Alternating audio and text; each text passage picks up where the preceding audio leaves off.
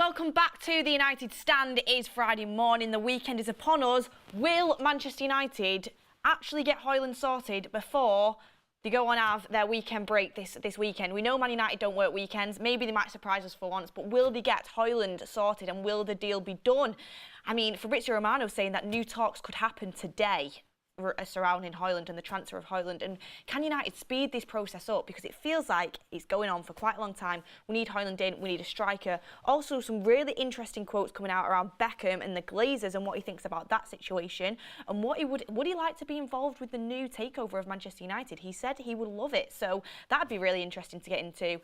Also, Kovar, Sparta Prague, some news coming out about that. Also as well, some comments from Andy Cole on Onana. We're going to get into everything this morning with you guys, but good morning everyone, welcome to the show. Make sure you get your comments down below as always, and it's lovely to see everyone. Let's get cracking. So, yeah, Rasmus Højlund everyone, you've seen the title. It feels like every single day this week it's been new talks with Højlund, new bid with Højlund, something new with Højlund, but in reality this is what the news is, and this deal is massively dragging out the same way that every single Man United transfer seems to do. I think the only transfer that I've been kind of, you know, in the United stand for that hasn't dragged out was Donny van de Beek. Literally the only one. I think that happened literally on a Sunday night and it was so quickly. It happened so quick. So that's the only one that hasn't really dragged out. Every single other transfer has dragged. And Højlund is no different. I sit here and I think, why is it dragging? I feel like it's quite a simple deal to get done, but this is where we're at right now. But let's get into it. So Fabrizio Romano is saying that Rasmus Højlund wants Manchester United. The final days of this week could be crucial. PSG's bid hasn't changed Højlund's mind at this stage. It's up to United now, who are set for a new round of talks with Atalanta. How many rounds of talks do we need, guys? How many rounds of talks do we need? But this is where we're at right now. It's one of them where Man United don't want to pay over the odds because they don't want to get mugged off. They don't want to look silly for paying too much. But Atalanta want a very good fee for Højlund because they genuinely see him as the next big thing in Europe. They bought him, I think they bought him for around 15 to 20 million. No, it wasn't 20. I think it was around 15 million they bought him for. I'm going to actually double check that. How much did Atalanta pay for Højlund? Because I think it was expensive. I can't find... Does anyone know the exact figure that they paid for Højlund?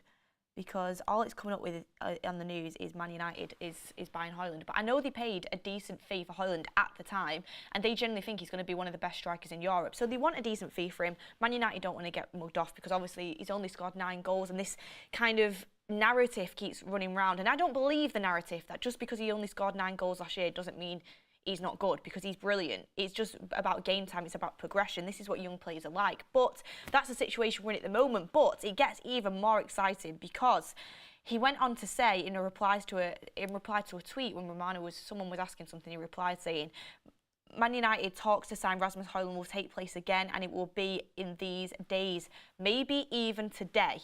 And that was 4 hours ago, so in the middle of the night for the UK, but wherever you are in the world, I don't know where it was, but today in the UK, he's saying that talks could take place again. So, you know, for all we know, talks could be taking place right now. All it takes is a little agreement to be made, well, a little agreement, but an agreement on a fee, and everything's ready to go with the transfer because Højlund's personal terms are not an issue. He's desperate to join the club. Man United, Erik ten Hag wants him to be in for as soon as possible. So as soon as that fee can be agreed with Atalanta, contracts can be signed, medicals can be done, and here we go. Let's have it, because Højlund will be ready to come whenever. The personal terms have been agreed for a while now. Højlund's desperate. Erik ten Hag wants him to come in as soon as possible. So things can get moving. We just need to agree on the fee, which can take a while because Man United love to include loads of different clauses. They love it's as well the initial upfront cost. It's really important to clubs, and we don't want to pay too much. They want a good fee for him. It can take a little while, but hopefully things can get sorted, especially with PSG being on our backs. And I don't think PSG is a problem at all. But them being like around, sniffing around, does give you a little bit of a caution sign, and hopefully it kind of entices Man United to speed up on this deal. But thank you everyone in the chats for helping me out there. 17 million, exactly. I thought it was 15 to 20. 17 million is what they paid for Rasmus Højlund initially, and that was him literally just coming out of Denmark. So, you know, he's 20 years old. They invested big money for Atalanta on this player. They're going to want a decent return, especially considering, you know, the talent that he is. PSG wouldn't be looking into him if he wasn't a brilliant talent, and I really do trust Erik ten Hag on this. So, yeah, it's exciting. It's exciting. John Scarazba, member for 5 months. Hi, Beth. Nice jacket. Does Ricky have any new jumpers for the upcoming season? I will ask him in Dublin. Dublin next week. I will be there. And Ricky will be there. We'll try and organise something, but I'll ask him then for you. But thank you for saying nice jackets. I appreciate that. Daniel Sader says, so, well, there will be many talks because United need to stop being ripped off. So chill, it will happen. Also, Beth, you cold? If not, why the massive jacket? I don't know why it looks big. Is the jacket bothering people? I kind of wore it just because I wore it on my way into the studio today. I thought, you know what, I'll keep it on for the show. If it's bothering you, let me know, but I quite like it. Karen Mater says, hi Beth, Højlund could be the best signing of the summer for us. The squad has been crying out for a striker since a long time. Karen, I really, really hope so. I really hope so. There's a lot of pressure on this player coming in. He's clearly desperate to play. He's 20 years old, which I can't get my head around. He's younger than me. I'm 22. Højlund's 20. Like, he's 2 years younger than me, and it's so much pressure coming in playing for Man United up front. Never mind at that age when you've not really had that much experience in Europe. Playing for Atalanta in Serie A is nothing compared to playing for Manchester United in the Prem. So it's a lot of pressure. I think there's a high ceiling there. Let's just hopefully everyone kind of remembers this and stays behind him. Levi Bowden says, Levi Bowden, welcome to the United Stand Members Club. Thank you for joining and becoming a member. Yeah, so people, I think the consensus is we're liking the jacket. I could be in Greece, you know, going back to when was Greece made? 1970s, 80s, something like that. And yeah, Biker Beth, got my motorbike parked outside. I'll get on my bike and go to Atalanta myself to try and get this Højlund deal done. Honestly, I reckon, I know everyone says this, but I reckon, you know, if I was, you know, dealing with this transfer, you always think you can do things better yourself. But I'm thinking, well, how is it taking this long? It's very, very, I know there's loads of things that need to be done. There's contracts that need to be signed. There's legal things that need to be sorted out. And these things can take a long time. But realistically, the only thing that needs sorting here is the fee. We're on 50 million euros plus 10 million euros in add-ons right now.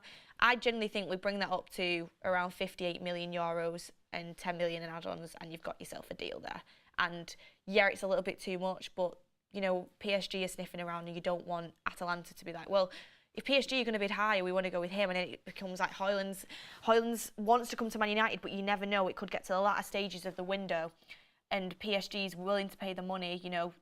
And his camp is saying, look, this Man United deal might fall through. You might, you know, PSG is a great opportunity. Should we go there? And I don't think these things will happen, but you never know in football. So it's really important that we get this sorted out, especially with PSG in the race. But a little bit more as well. I put quite a few quotes in here, so excuse me if I do repeat myself. But Man United and Atalanta will have a new round of talks for Rasmus Højlund, possibly today.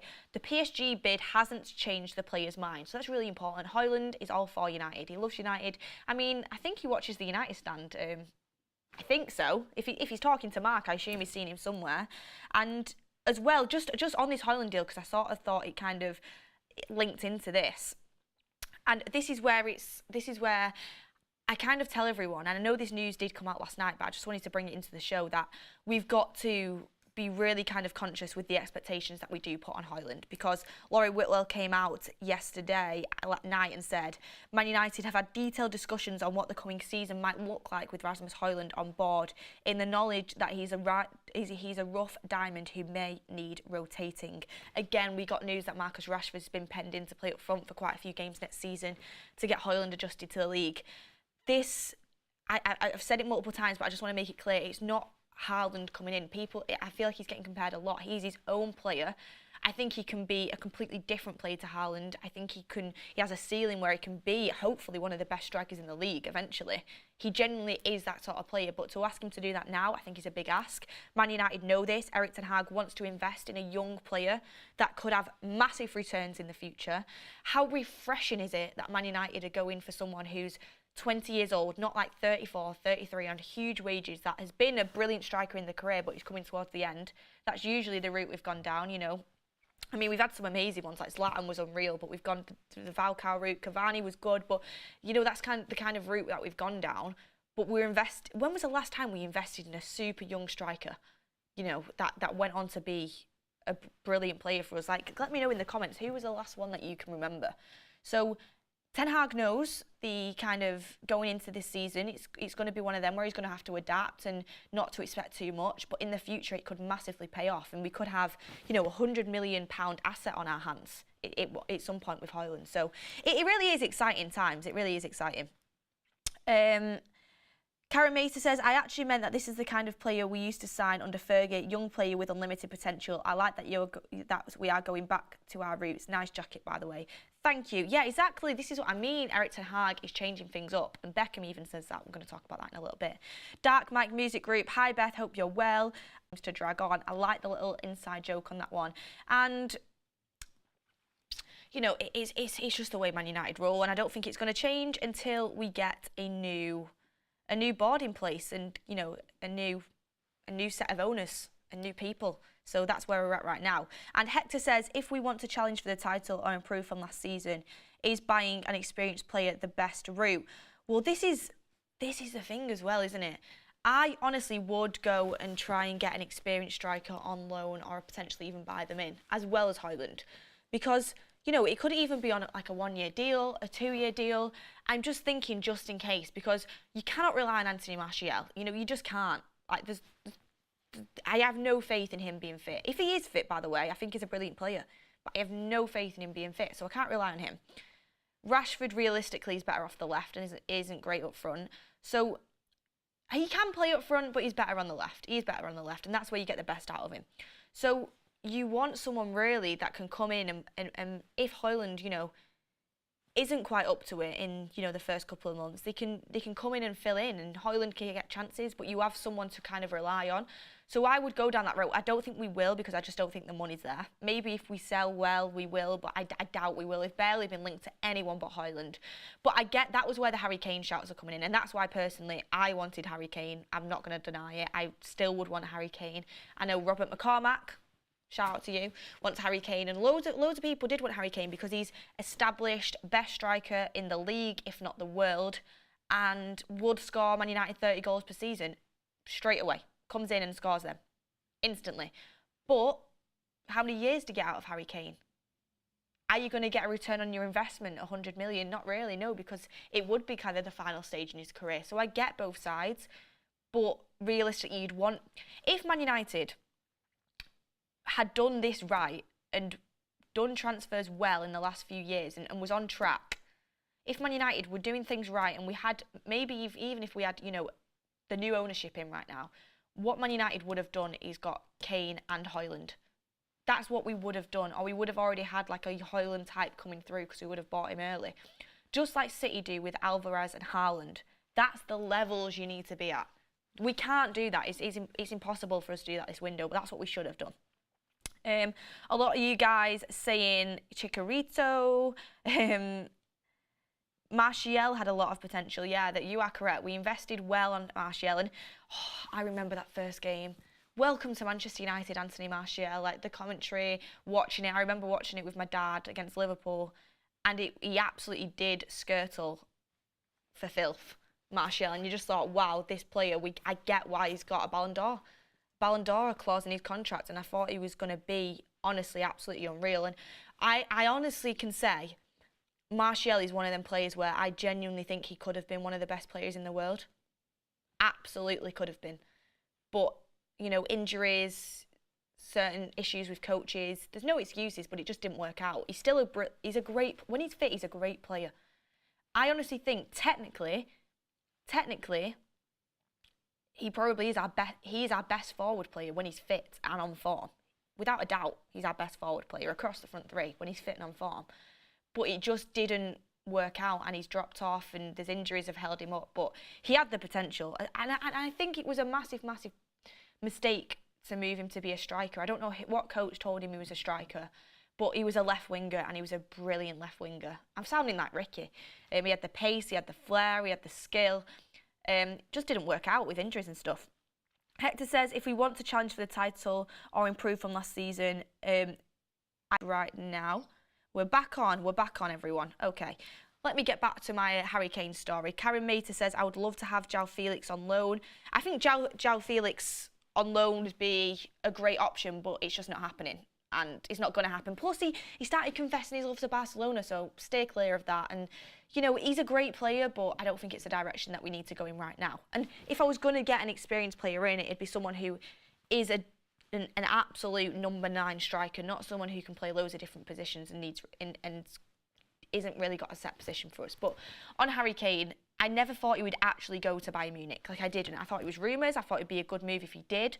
But I thought he was chasing this, you know, Premier League goal record off Alan Shearer. That's what I thought was going to happen. If he does go to Bayern Munich, I think it's the right decision. I think if he had the choice, he'd pick United over Bayern Munich, but Tottenham just will not sell him to us. So it's just not going to happen. But he wants to win trophies, and no one can criticise him for not having the hunger to go and be a winner if he goes to Bayern Munich. And plus, he could still come back and get the Premier League record towards the end of his career. It is a possibility. So, you know, Kane to Bayern Munich, I think it came out, from, I think it was Romano, that new round of talks with Harry Kane going in with Bayern Munich, and a new bid's expected to go in. So I'm honestly, I don't think it's an amazing move, but fair play to him. And we're going down the route of a young striker. We're not going to get Kane. I think we need to kill that narrative right now. I very highly doubt we're going to make a last-minute bid for Kane. I always had some sort of hope we would, but it's just not going to happen. We've chosen the route of Højlund. I get behind the manager, and I'm excited for this player to come in. Darren Mullaney says, maybe we could loan Olivier Giroud or someone like him. What do you think about that in the chat, to be honest with you? I wouldn't mind. I wouldn't mind it. I think that would be a decent addition. If we got Højlund and we loaned Olivier Giroud, people are going to laugh. But I think it's a decent player to have in the squad as a backup. Do you know what I mean? Like, that's the sort of thing we probably need to do, just because of the budget we're on. And by the way, going back to Kane, he'd be unbelievable for us, but it's just not going to happen. So I just kind of wanted to get that out there and kill that kind of narrative. But we'll see, anything's possible. So Hi Rastami says, strange we're willing to spend 70 mil on Højlund, but not 90 to 100 for Kane. Nothing to do with financial fair play. Tottenham just don't want to sell to a Premier League team. Yep, I agree with that, but in the sense of the fact that 70 mil on Højlund, we're not going to spend 70 million pounds. It's 70 million euros, which is 61 million pounds. So there's a difference between 61 million pounds and 100 million pounds, which is exactly what Tottenham would want us to pay if we did get Kane.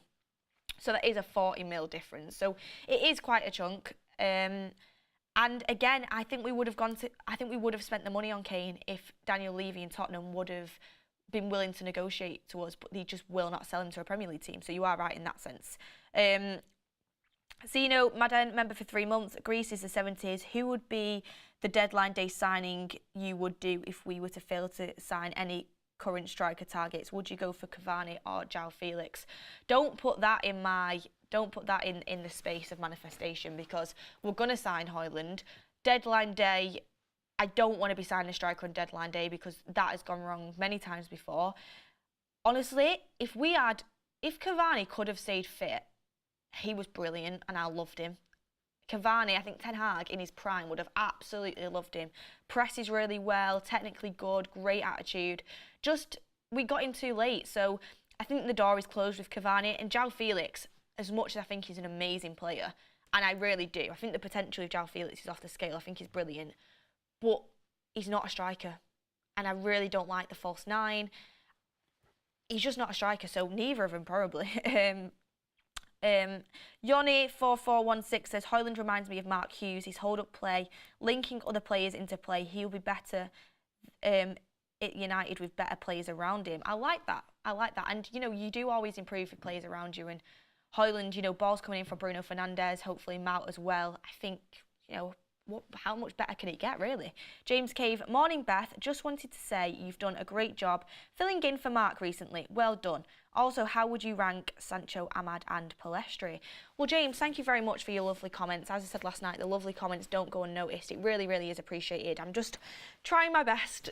So, yeah, and talking about something I love. So it's brilliant. I love Man United and I can't wait for next season. And how would I rank Sancho, Ahmad, Pellistri? Tough. At the moment, even though I think Pellistri has an absolutely brilliant future and I really do like him, at the moment, just in terms of, you know, experience, I would obviously still put Sancho at the top, although I do think it is subject to change. And then I'd probably go Sancho, Ahmad, Pellistri.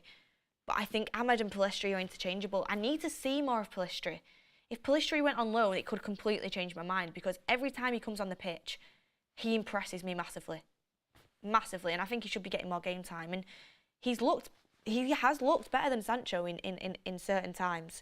I just think Sancho is obviously experienced. And, you know, one thing that's underrated against Sancho is he does score in big games. Like, he scored against Spurs, he scored against... Well, Spurs isn't that big, let's be honest.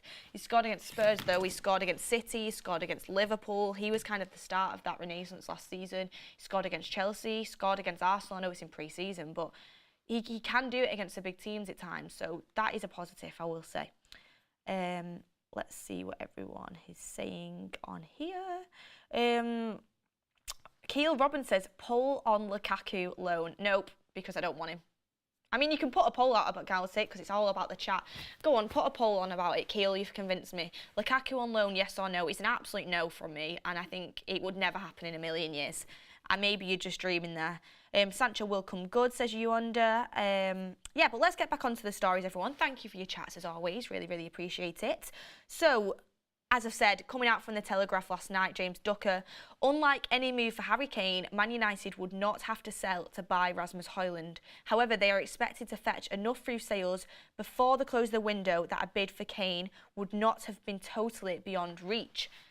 Sprinkling in a little bit of hope back in there, James Ducker. But no, as I said, I think Kane's off the table. I think he'll go to Bayern. I really highly doubt Tottenham will have a change of heart and sell to us. And do you know what is positive about that statement?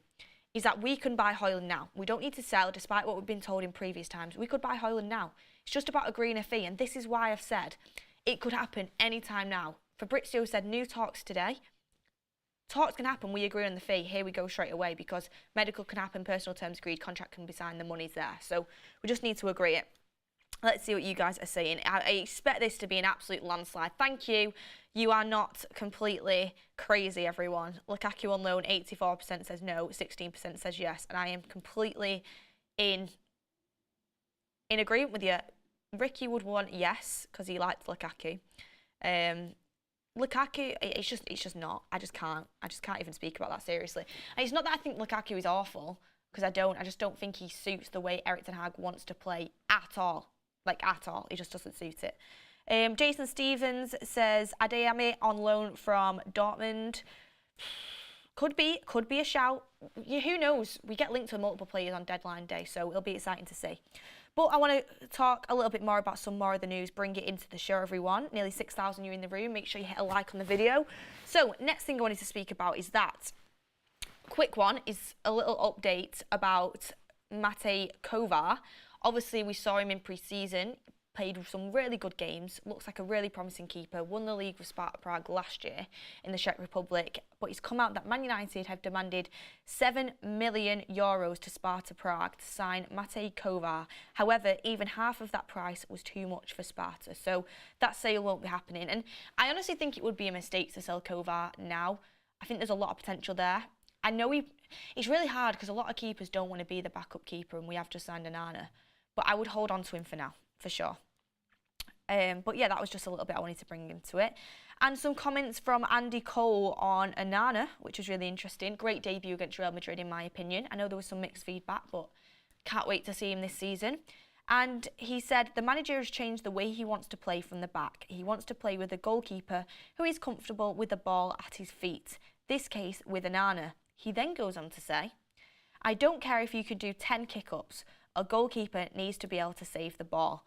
And Andy, I agree with you on that. The goalkeeper does need to be able to save the ball, but I don't get where this comment is derived from, because Onana had the best save percentage in Europe last season out of Alisson, Ederson, De Gea, Ramsdale, you name it. He had the best save percentage with 77%. So Onana can save shots. If that's what he's inferring to, Onana can very much save a lot of shots. He's the way his shot save percentage is brilliant. I agree that he probably won't be able to pull off some of the absolutely incredible saves we see from David De Gea previously, but it's about a balance. It really is about a balance. So Onana isn't just a keeper that can do kick-ups and can pass out from the back. He's got a lot more to his game. He's claiming crosses is great. You know, his save percentage is good. So I really don't like the narrative that, you know, well, I really hope this season that with anything that Onana doesn't save, we don't hear from the commentary is, well, as a keeper, you need to be able to keep the ball out of the net. It doesn't matter about all this fancy footwork, because that's not what Onana is. Onana is a multifunctional modern goalkeeper who is excellent at taking the ball out from the back, but also can save shots, also can come for high claims, also is very demanding, also, you know, is a great sweeper, has brilliant positioning. So I don't know what if he was kind of inferring that, but I don't want this narrative to start. But with the actual statement, I don't care if you can do 10 kick-ups, a goalkeeper needs to be able to save the ball. That, I totally agree. But Onana can save the ball. That's what I was kind of wanting to say. Onana is a sweeper keeper. God, Zachary, Onana will flop in England. I can't wait for him to prove you wrong. He's going to be brilliant. I've said, honestly, Man United signing the season, I think.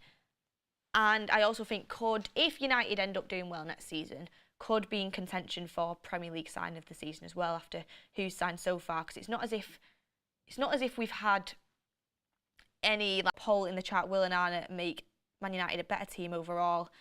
Testing you, everyone here. I really hope that you pick the right decision. Apparently, I keep freezing. I'm really sorry. I have no control over the internet. Hopefully, things get back on track. But yeah.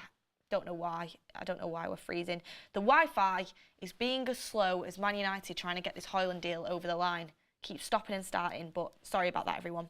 But let's get into some comments about David Beckham some comments from David Beckham from The Athletic. David Ornstein, great interview with David Beckham, and they're really, really super interesting. I've been looking forward to get onto this part of the show. And David Beckham, should he be involved with a takeover of Manchester United? Because he's spoken about it and from what he's saying, it sounds like he'd be really keen to get involved. So some quotes coming out from David Beckham here. Get in the comments down below what you think about this. And so, starting off, I want to talk about the first comment he comes out, and it's about the Glazers. He says, is it time for the Glazers to leave? I think so. I think it's purely because the fans want it. Once you lose the fans, especially at a club like Man United, it's hard to get them back. Obviously, they have achieved a lot, but there needs to be a change. We've all seen that. We all know that. Love it from Beckham. Absolutely love it. We've seen the contrasting comments between different ex-players in the past, and honestly, Wayne Rooney is probably my favourite ever Man United player, I think. I think he's probably my favourite ever Man United player. I loved Wayne Rooney. He was, you know, I was growing up, like, in that time. When I was really, really into football, Wayne Rooney was just, like, starting to get in. Well, I'd been into it, but when I was properly, like, you know, obsessed with it, Wayne Rooney, I loved him. I think he's still underrated by a lot of people. It was brilliant. But I've got to admit, his comments on the Glazers, I don't agree with, and I don't like, to be honest with you, in certain times. But everyone is entitled to their own opinion.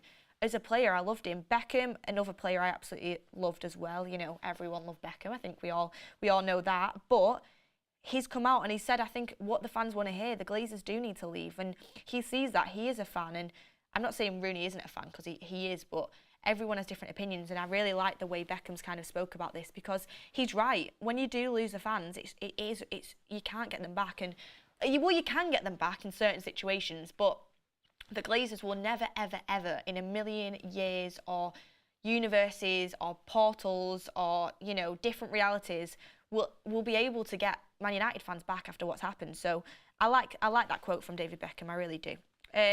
Claude Nishimi, thank you for the super chat. And Mojo just gifted 10 United Stand memberships. Thank you for that, Mojo. Really, really do appreciate it. And get your hands on one of them, whoever was lucky enough to get one.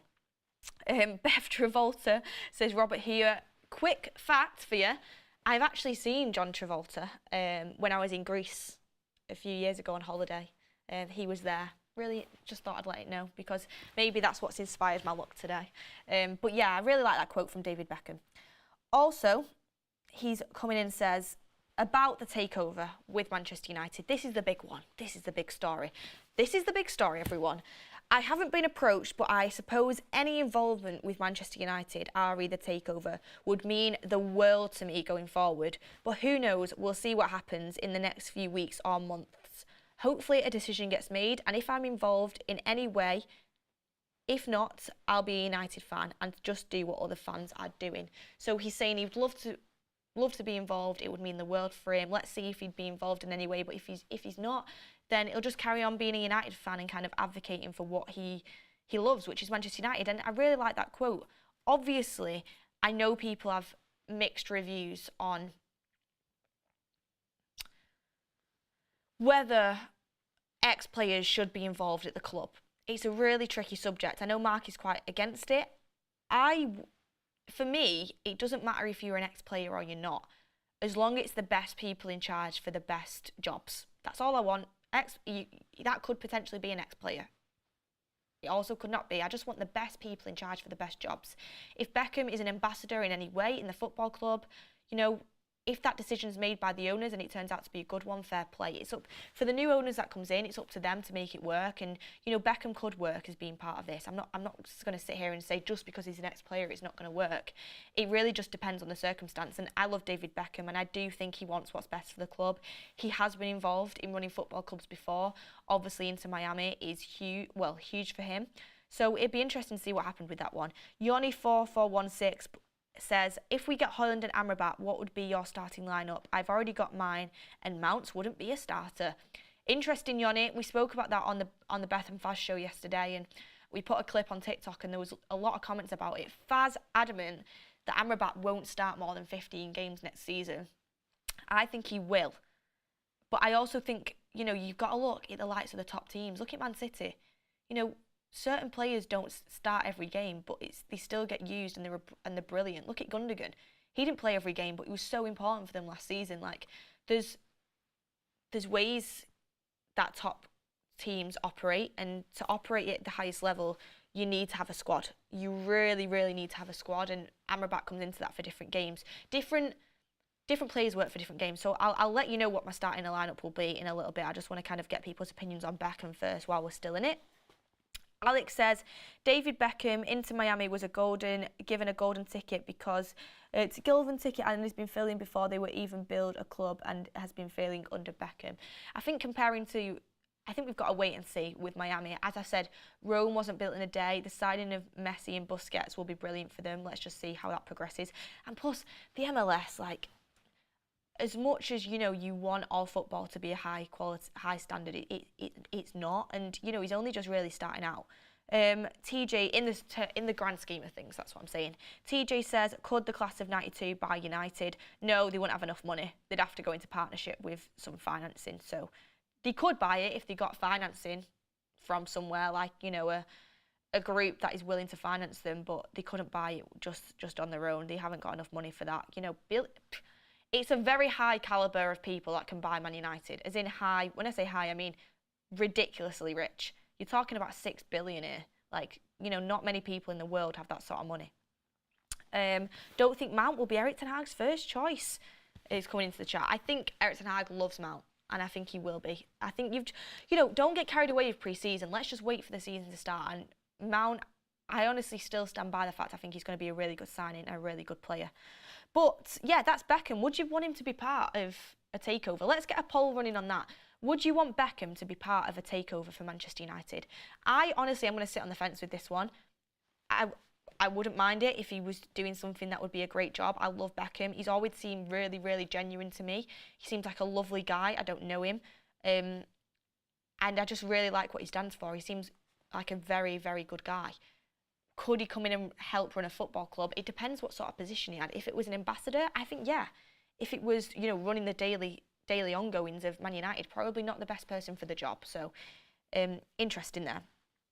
He also, David Beckham says, it hasn't been the greatest times for Manchester United on the field or off the field. Seeing Eric come in is a breath of fresh air. He's had some tough decisions to make, but he has done it in the most elegant way, and in a way where he's got the fans on side. And Beckham, we're speaking from the same hymn sheet here, because singing from the same hymn sheet, because couldn't agree more. And I really like how David Beckham speaks about Ten Hag. It's really, really nice, and it's really interesting as well to see what these players who have actually been football players think of the new manager. And Beckham obviously has really high praise for him, and I agree.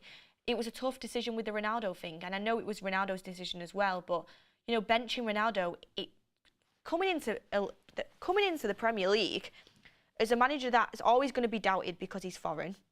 That's just what happens in the UK press. Having a sit-down interview a game into your tenure with Gary Neville and Jamie Carragher about, you know, getting asked all of these questions, being asked about whether Martinez is a good signing, basically being doubted coming in. It takes a lot of bottle to bench Cristiano Ronaldo, the best player, arguably the best player that the world has ever seen. It takes a lot of bottle. And Ten Hag did it, and eventually Ronaldo left. And it was a big, big decision to make. Some people probably still don't agree with it. It was huge, but it was what Ten Hag wanted to do. David De Gea, he clearly didn't want him to continue at Man United. He wanted a new goalkeeper. Well, he probably wanted him to continue, but as the second choice, he wanted a new goalkeeper first team.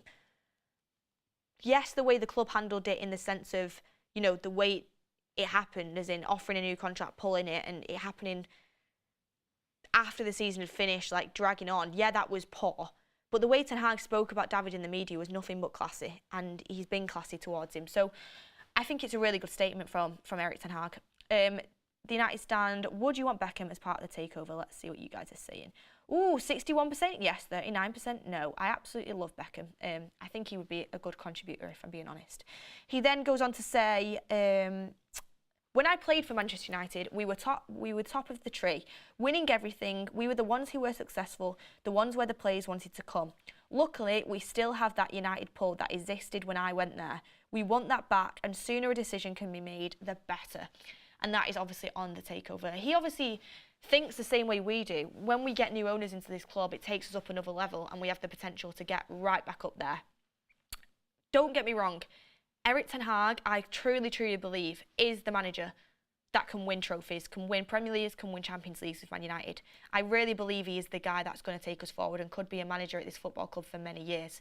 I really do. I highly, highly rate him. But he needs a board, and he needs the backing, and he needs the owners behind him to enable him to do that. He needs help. Like, look at the facilities that Pep Guardiola gets at City. Have you seen the building, what's just been approved for City? They're extending the stadium, they're making a 400-bed hotel, they're making a really exclusive fan zone, they're investing into the city of Manchester. You know, the training facilities are off the charts, the academy they've pumped loads of money into is doing well. You know, every transfer window, Pep Guardiola gets what he wants. Like, they've given him a really good helping hand. And I'm not taking anything away from Pep. I think he's one of the best coaches that the world has ever seen. I really do. But they've given a massive helping hand. Erik Ten Hag kind of needs a board that's behind him to be able to be successful. And that's exactly what David Beckham's saying as well. Yoni4416 says, here's mine: Onana, Wan-Bissaka, Shaw, Martinez, Varane, Casemiro, Amrabat, Fernandes, Garnacho, Rashford and Højlund. Rashford on the right. Not my pick, but you know, it's a team that we could definitely see at some point next season. Let's see, super chats on here if I've got any. Aravind says, Beckham, please give Qatar a Billy. Imagine if he had, you know, I'm sure if he had the facilities, he would. I don't have the facilities for that. Rashford cannot play on the right. Yeah, exactly. Yeah, exactly. I don't think. You know, I like the enthusiasm, and sometimes, you know, with that super chat, that lineup there, we might see it at certain points in the game, but starting off with that lineup, just, it's not going to work. Plus, if you think about it, you don't want to put round pegs in square holes, and that's what putting Rashford on the right is. He said himself he finds that position probably the most difficult, and it's across the front three, it's probably his least favourite. But I'll give you my starting lineup going into the start next season if we sign Højlund and Amrabat. I've got two different ones. So, starting off, I would have, obviously, Onana in goal. This, for first game at Old Trafford, you know, next season, Man United against Wolves at home at Old Trafford. This is the lineup I'll go with. Go with Onana in goal. I was always a Dalot right-back person, a Dalot right-back girl, but Wan-Bissaka is massively won me over. I think he's been brilliant. So I'd go Onana, Wan-Bissaka. I'd go Varane, Martinez, Shaw, Casemiro, Mount, Bruno, Anthony, Højlund, Rashford. That would be my starting 11 as of now. And I know a lot of you are going to say, Garnacho, Sancho, Amrabat, we need a squad. And that's what's the most important thing. I think Garnacho can eventually be a first teamer for this team, but at the moment, I still would like to see him coming off the bench. But give him more minutes, probably like the 60th minute coming off the bench minimum. That's what I'd like to see from Garnacho, because you know, he's so good off the bench and he can start games. I do believe he can start games, but it's still about that integration. I do think he will develop. This season will be the season where he is, you know, kind of securing a first team spot. I do see that. But as of now, I would start Rashford and Antony just for the experience. If we're buying a striker in Højlund, I expect him to be starting. I can't lie. And I think giving him the opportunity to start is what we need to do. And given that opportunity to impress at Old Trafford and with the fans behind him. With Amrabat, this is the thing. In games against the top 6 and away from home, I would be tempted to play the exact same team, but with with Casemiro, Amrabat and Bruno. Or potentially Casemiro, Amrabat, Bruno and maybe Mount as an inverted winger, or even, you know, something like that. Definitely not with Bruno on the right, but I think Amrabat can definitely come into the midfield again, games against the top 6 or away from home, to add that midfield security in there. So what you want is competition for places. You want Mount to be on his toes, you want Amrabat to be on his toes, you want Casemiro to be on his toes, even with Amrabat there. Bruno, you know, everyone needs competition, and that's really important. You need a squad of players. I think, you guys, if you've been watching my shows, you know I think Amrabat is going to be an unbelievable signing. I think he's going to be brilliant. I think he's going to be underrated. And I've said he's the type of player that gets you the extra 10 points a season just from being available and being part of the squad. And, you know, Casemiro's injured, Casemiro's suspended, you know, Mount gets injured, anything like that, it's really, really important to have someone like him.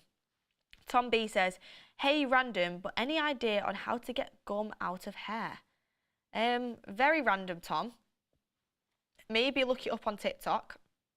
Or, I don't know. I know how to get it out of clothes is to put it in the freezer and then scrape it off. But I don't know if you want to be sat there with your hair in the freezer. Very random question on this Friday morning. Ginger Red 68 says, hi Bethbridge, is it right to run a football club sitting round a pool in Miami, fiddling with your ponytail, barking orders down the phone? Ginger Red, you don't know that's what David Beckham does. That is an assumption you have made. So I'm not saying that. I'm not saying that's what David Beckham does. But at the same time, you know, it's David Beckham's football club. He can run it the way he wants to. All I was asking is if you'd like him to be part of Man United in any way. I think he seems like a top guy, and I think he'd do what's best for the football club. I can't lie to you. Cut the hair. There you go. That's what everyone's saying. Cut the hair. Cut the hair. When's Fred leaving? Soon, hopefully, so we can get some money in and go for Amrabat, because that's what we're waiting for. Physical, technical player. Very underrated thing about Amrabat is he's super good at protecting the ball, kind of progressing the ball out from the back. On the ball, technically, he's great. He can look after it well. He can beat presses. Really like him. Something that we have been missing in that United team. Someone who's technically good and can look after the ball very well, especially within the midfield. So, very good player. And I think that gets triggered. The green light on that gets triggered as soon as Freddie's sold. But yeah, that's what we've got for the show today, everyone. Thank you for tuning in. Did everyone like the lineup? I know it's two inverted wingers in Rashford and Antony. It can work if it's coached well. So let's see how it turns out. But thank you, everyone, for tuning into the show this morning. Hopefully, I can bring you some breaking Højlund news at some point today. I would love it. You would love it. I think we deserve it. Hopefully, these talks are positive and we can get this deal over the line soon, because you know, going into next season without having signed a striker, it is nervous times, because it's the most important position that we need in this team. But thank you for tuning in, everyone. Make sure you get your comments down below. Make sure you hit a like on the video, and we'll see you on the next one. Have a lovely Friday, guys.